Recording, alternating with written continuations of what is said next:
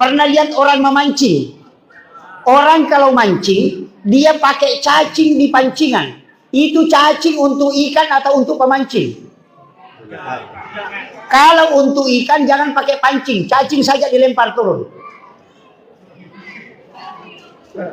Coba pikir.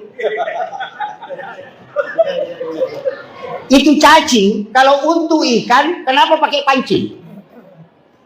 Kalau cacingnya untuk ikan, jangan pakai pancing. Cacing saja dilempar, karena mau kasih makan ikan. Kita pakai cacing untuk pancing, bukan untuk ikan. Itu untuk kita.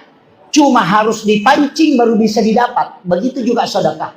Tidak pernah untuk masjid. Tidak pernah untuk fakir miskin. Tidak pernah untuk anak yatim. Tapi itulah caranya untuk mengambil rezeki yang besar dengan cara mengeluarkan dulu. Man jaa bil hasanati falahu asru amsalihha.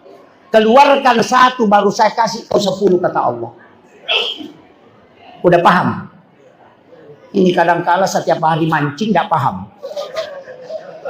Makanya orang yang dermawan tidak pernah miskin dan tidak pernah fakir. Semakin gemar dia bersedekah, semakin diangkat rezekinya. Kenapa? Karena kita sebagai khalifah dititipkan rezeki, kalau tidak amanah pindahkan ke yang lain.